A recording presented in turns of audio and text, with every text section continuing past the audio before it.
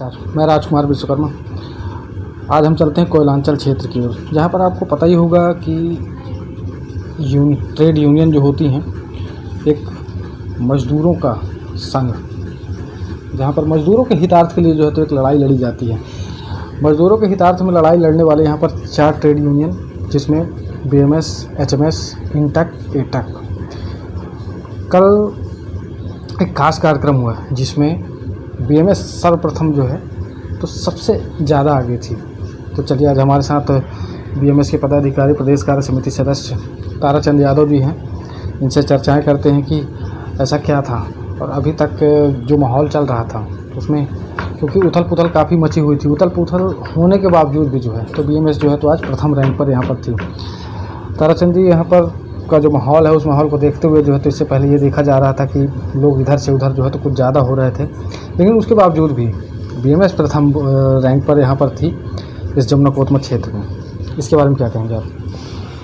सर्वप्रथम तो इस बात को लेकर आप हमसे आए हैं बात करने के लिए, तो मैं जमुना कोतमत क्षेत्र के मजदूरों को कोट कोट बधाई देता हूँ कि उन्होंने भारतीय मजदूर संघ को स्वीकार किया और अपनी सहमति भारतीय मजदूर संघ को दिया।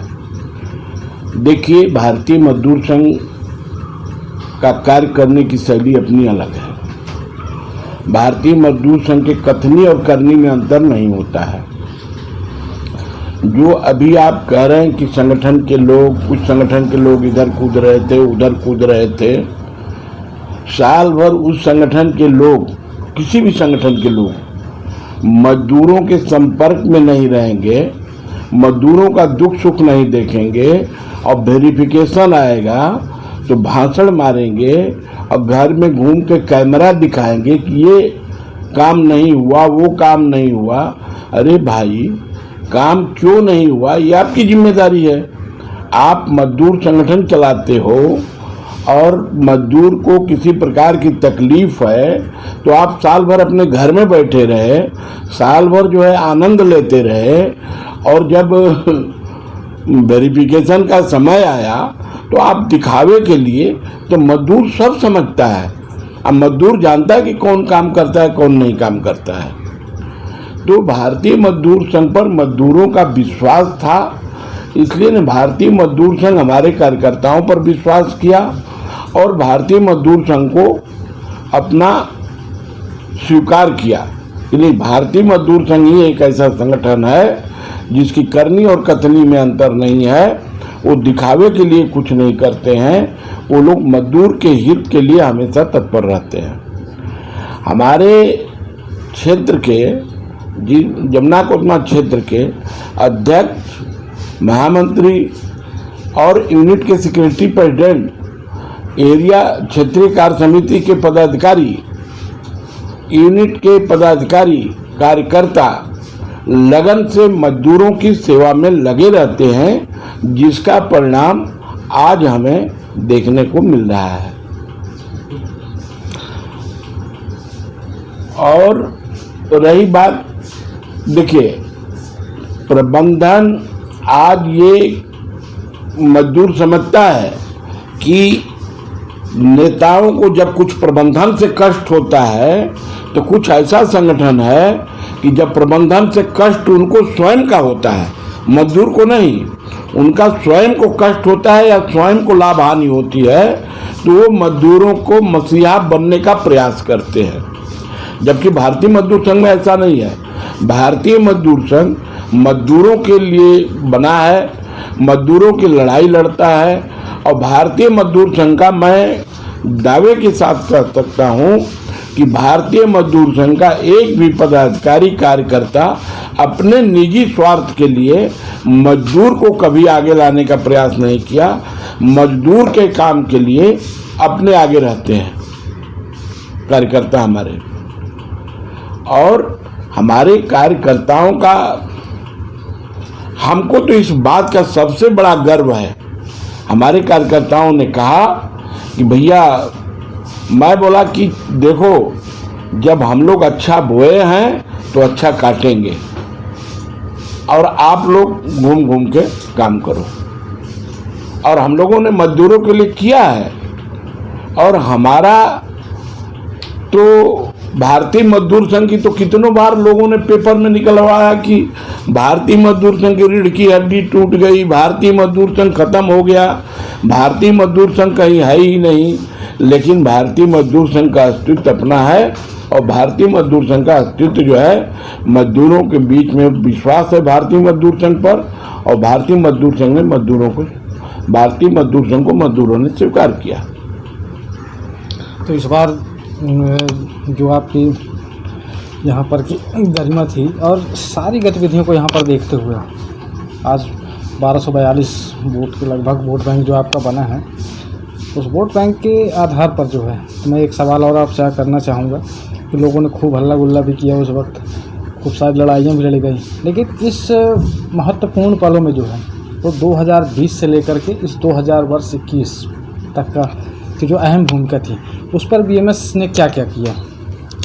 देखिए, भारतीय मजदूर संघ देश की आम जनता और निचले स्तर तक शोषित पीड़ित लोगों तक भारतीय मजदूर संघ काम करता है।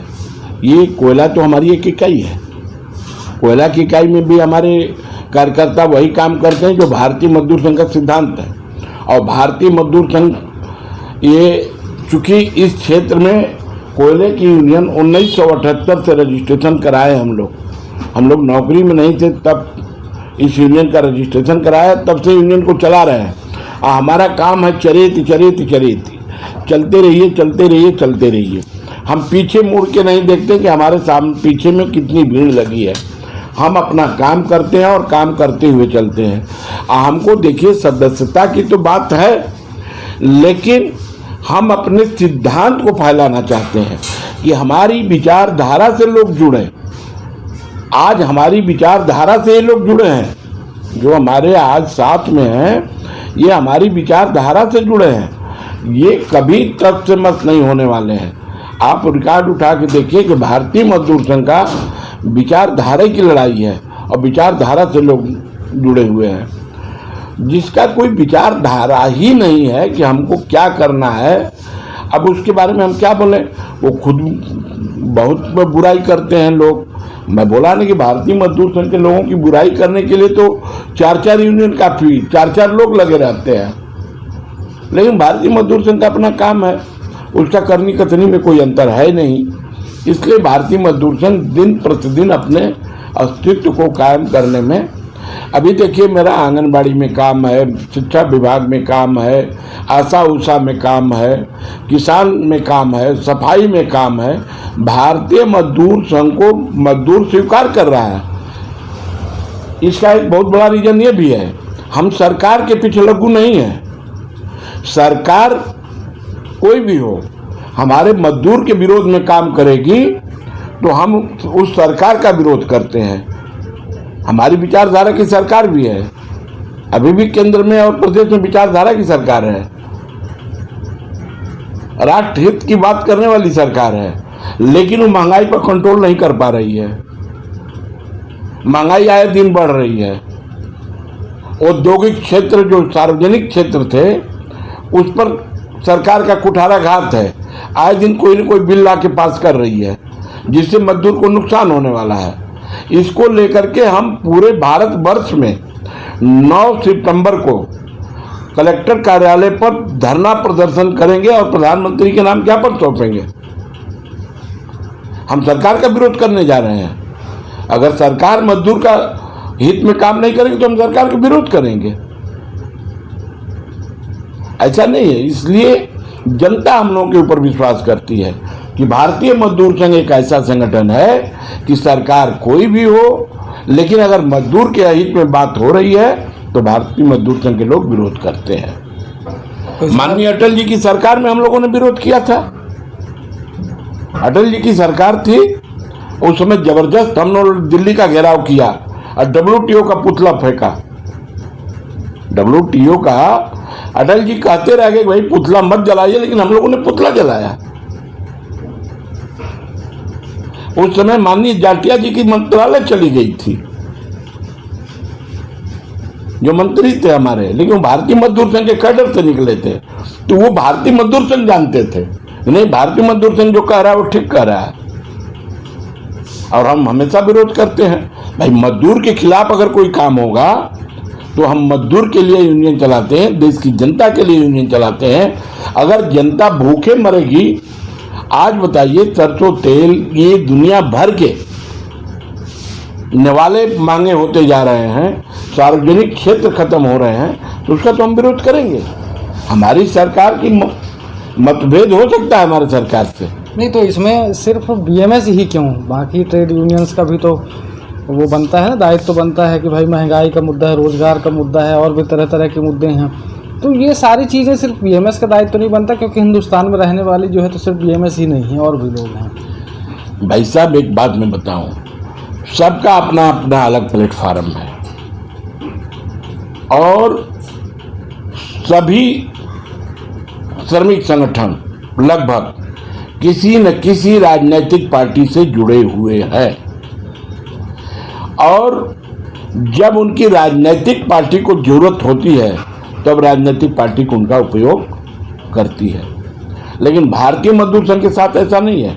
हमने पहले ही बताया आपको कि हम किसी राजनीतिक संगठन से नहीं हैं, हम गैर राजनीतिक संगठन हैं, और हम देश के आवाम को, देश की जनता के लिए, देश के किसान के लिए, देश के मजदूर के लिए हम लड़ाई लड़ते हैं। और उनके उत्थान के लिए हम संगठन बनाए हैं कि राष्ट्र हित, उद्योग हित और श्रमिक हित, किसान हित हमारा उद्देश्य है।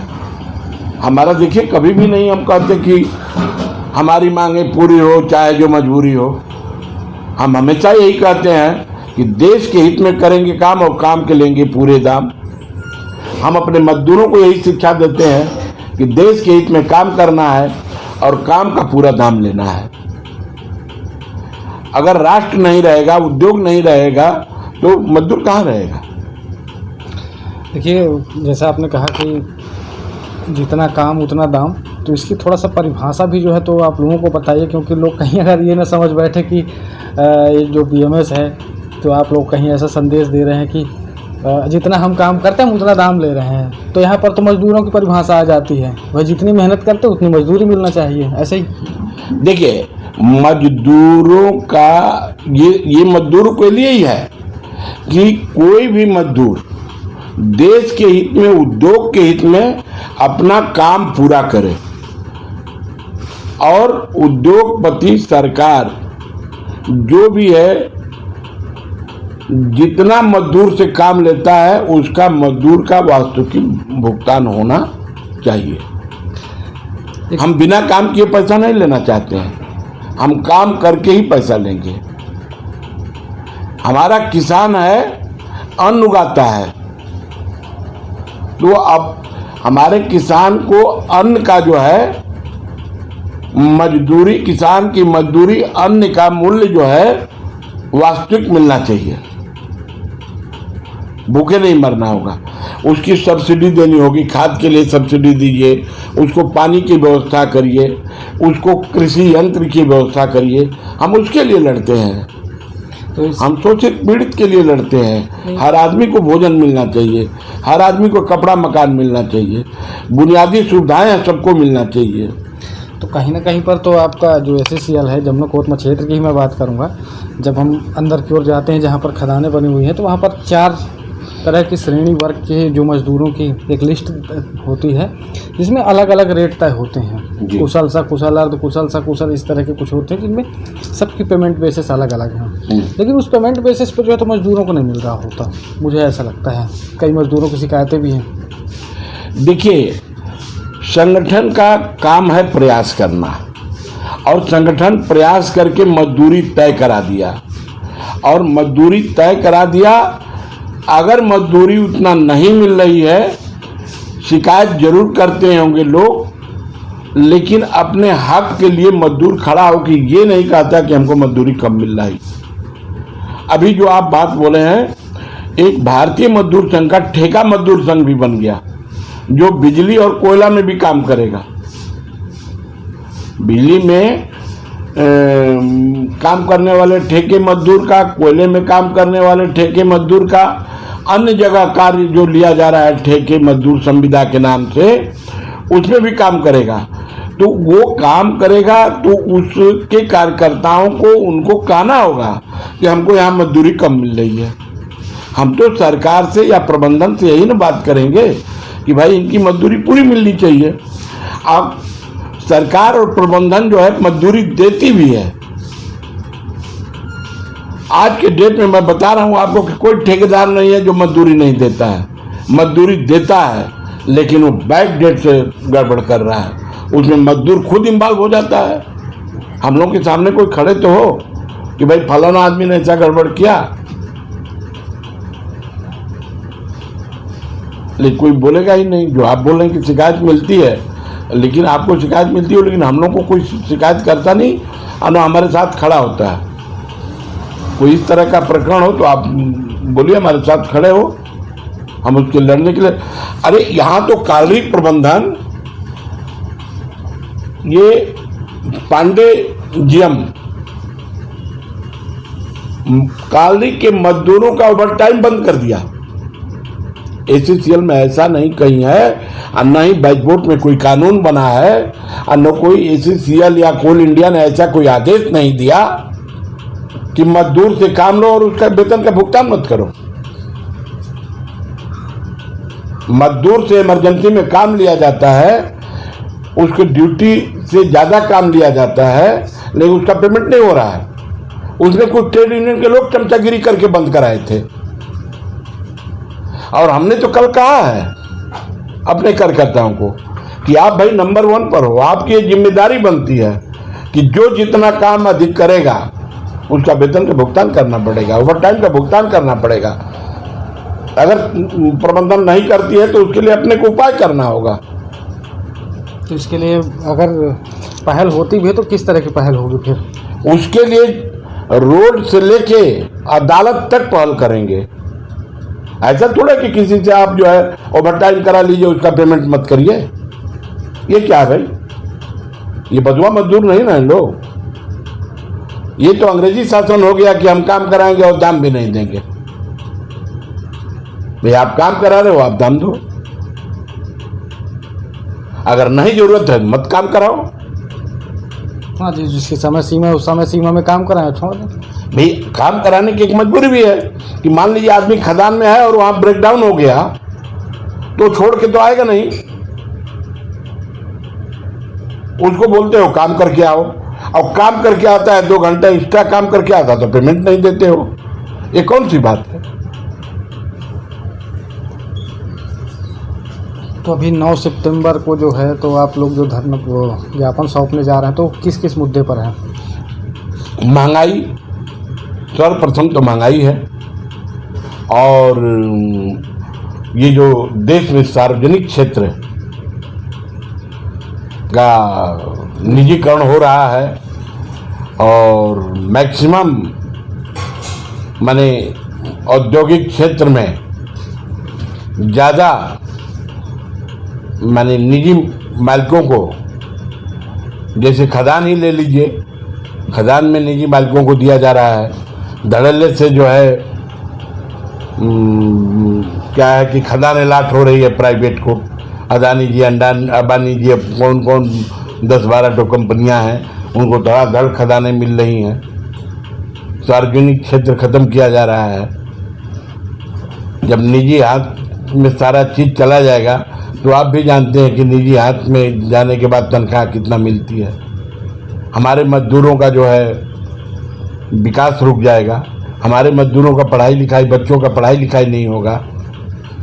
हमारा मजदूर जो है, आप बताइए, भारत सरकार ने जो है 18,000 या 20,000 ऐसा तय किया है, शायद, तो अभी थोड़ा हमको याद नहीं आ रहा है, इस तय किया। आप बताइए, अगर किसी को 18,000 तनख्वाह मिलती है, इस महंगाई के ज़माने में वो अपना बच्चा पाल सकता है क्या? अपने बच्चे को पढ़ा लिखा सकता है क्या? क्या कर सकता है वो? अगर उसके 2 बच्चे हों तो दोनों को अगर भगवान किए कि उनका मेडिकल और इंजीनियरिंग में एडमिशन हो गया, या आईएएस की तैयारी करना है, आईपीएस की तैयारी करना है, तो अपने बच्चों को तैयारी करा सकता है। सार्वजनिक क्षेत्र के चलते जो है आज हमारे देश में इंजीनियर और डॉक्टर और पढ़े लिखे लोगों की कमी नहीं है। सार्वजनिक क्षेत्र के चलते किसी ने ये सोच समझ के इसको सार्वजनिक क्षेत्र किया होगा। यदि सार्वजनिक क्षेत्र में काम में कोई गड़बड़ी है तो उसमें सुधार लाने की जरूरत है, उसको निजी हाथों में देने की जरूरत नहीं है। हमारे माननीय राष्ट्रीय महामंत्री सिन्हा जी ने कह दिया है कि हम इसको बर्दाश्त नहीं करेंगे और भारतीय मजदूर संघ इसको बर्दाश्त नहीं करेगा। भारतीय मजदूर संघ देश की इस बुरी स्थिति को स्वीकार नहीं करेगा, चाहे जो भी हो जाए। चलिए, बहुत बहुत धन्यवाद। अब जो है तो आगे की ओर भी थोड़ा सा हमें पहल करनी चाहिए, और इसके अलावा भी जो है तो इनके यूनियन से संबंधित जो भी लोग हैं, जो यहाँ के अध्यक्ष हैं और भी कार्यकर्ता जो भी हैं बीएमएस के, उनसे भी हम बात करने का प्रयास करेंगे। हो सकता है दूसरी पहल में हमारी उनसे मुलाकात हो और उनसे बात भी हो, और यहाँ तक की जो बातें थी उसको ले करके जो है एक आपसे निवेदन भी करूँगा। अब आप हमारे पास आए, इसके लिए कोट कोट धन्यवाद। और आपने हम लोगों की समस्या को समझा, भारतीय मजदूर संघ की रीति नीति को समझा, भारतीय मजदूर संघ के काम के लिए समझा। तो आपसे एक आग्रह मेरा है कि आप जो है पत्रकार हैं, और पत्रकार जो है देश का चौथा स्तंभ होता है, और हमको लगता है कि इस महंगाई और निजीकरण के पक्ष में आप भी नहीं होंगे। तो आपसे ये आग्रह है कि 9 तारीख को भारतीय मजदूर संघ के प्रदर्शन में आप लोग वहाँ पहुंचकर और हमारी आवाज़ को सरकार तक पहुंचवाएं, और हमारे क्षेत्र की जनता को भी आप लोग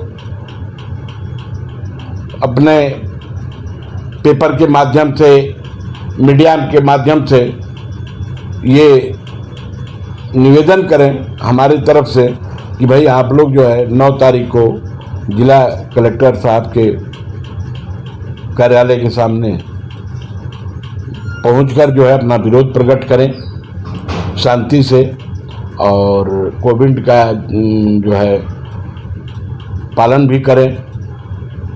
लेकिन सरकार को कहीं न कहीं हम लोगों को ब्रेक लगाना पड़ेगा। अगर सरकार इस पर ब्रेक नहीं लगाती है तो हम लोग की स्थिति ठीक नहीं रहेगी, मजदूर की, किसान की, किसी की स्थिति ठीक नहीं रह जाएगी। भाई ये तो वो ही हुआ ना कि घर का गहना बाप दादा का रखा हुआ विरासत का, और उसको बेच करके ऐसा आराम करो। सार्वजनिक क्षेत्र को बेच के और निजी हाथ में करके हम पैसा बटोरे, और उस पैसे का क्या उपयोग करेंगे भाई आप? हम तो ये कह रहे हैं कि आप रोजगार बढ़ाइए, देश को उद्योग बढ़ाइए, आप उसको खत्म मत करिए। जो उद्योग है उसको रहने दीजिए, और अलग से भी उद्योग बढ़ाइए। और सार्वजनिक क्षेत्र में काम करने में कहीं कुछ आपको लग रहा हो, माननीय प्रधानमंत्री जी को कुछ लग रहा हो, तो प्रधानमंत्री जी जो है उस पर सुधार के लिए बिल लाए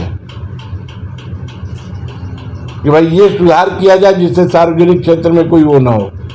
आप बताइए, रेलवे का निजीकरण होगा, जनता को कितना दिक्कत होगा। मनमानी है वो अपना किराया रखेंगे। प्लेटफार्म टिकट इतने महंगे हो गए कि लोग परेशान हैं। आप बताइए, गाड़ी वही चल रही है, उसका स्पेशल नाम देकर के 3 गुना किराया हो गया। कहाँ जाएगी जनता? किसके पास कहने जाएगी? इसलिए महंगाई के विरोध में और ये सार्वजनिक क्षेत्र को निजी के हाथों में दिया जा रहा है और देश के उद्योग को निजी हाथों में दिया जा रहा है, देश की संपत्ति निजी हाथों में दी जा रही है, इसको रोकने के लिए भारतीय मजदूर संघ 9 तारीख को ज्ञापन सौंपेगा कलेक्टर साहब के सामने जा करके और माननीय प्रधानमंत्री राष्ट्रपति महोदय से आग्रह करेगा कि भाई इस नीति में आप बदलाव लाएं।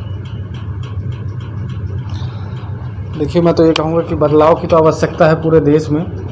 यहाँ पर सिर्फ अगर निजीकरण ही नहीं बल्कि और भी कई सारी चीज़ें ऐसी हैं जिनमें एक परिवर्तन की आवश्यकता है। सबसे पहले तो आज यहाँ पर राजनीति का जो वो है परिवेश है उसे बदलने की ज़रूरत है। आज मुझे बताइए, भारतीय जनता पार्टी में इतने ढेर सारे नेता होते हैं लेकिन कोई ये नहीं कहता कि रोजी रोज़गार की बात करें, महंगाई की बात करें, कोई कुछ नहीं कहता।